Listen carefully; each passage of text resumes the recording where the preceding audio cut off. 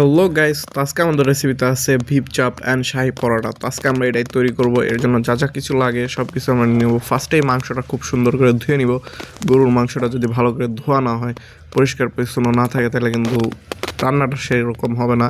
এরপরে সব রকম মশলা মিক্স করে গরুর মাংসটা সুন্দর করে ম্যারিনেট করে নিব।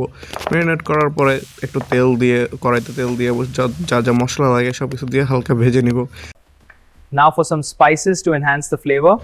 সব কিছু হালকা ভাজা হয়ে গেলে এর মধ্যে একটু পানি দিয়ে কিছুক্ষণ একটু নেড়ে নিব, যেহেতু পানিটা শুকাইতে হবে এই জন্য। All right, these are sizzling nicely. Let's give them a good toss. Almost ready.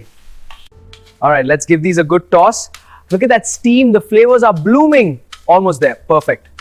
মাংসটা রেডি হয়ে গেছে। এখন আমাদের যে কাজটা হবে, এখন হচ্ছে আমরা শাহি পরোটাটা ভেজে নিব। যেহেতু মাংস রান্না করছি, মাংসটা খাওয়ার জন্য শাহি পরোটা আমাদের লাগবে। This is cooking up nicely. Time for a quick flip. Perfect. It's browning beautifully. পরোটাটা ভাজা হয়ে গেলে সুন্দর করে টেবিলে সার্ভ করতে হবে। সার্ভ করার শেষে এবার আমাদের খেয়ে দেখতে হবে যে আসলে স্বাদটা কেমন হয়েছে পরোটারও এবং মাংসেরও। আসলে পরোটার স্বাদটা অসাধারণ ছিল, এবার মাংসটা আমাদের খেয়ে দেখতে হবে যে মাংসের স্বাদটা কেমন হয়েছে। এই বিফটা সত্যি দারুণ হয়েছে। সবাইকে লাইক, কমেন্ট, সাবস্ক্রাইব করতে বলছি। থামস দেখাই।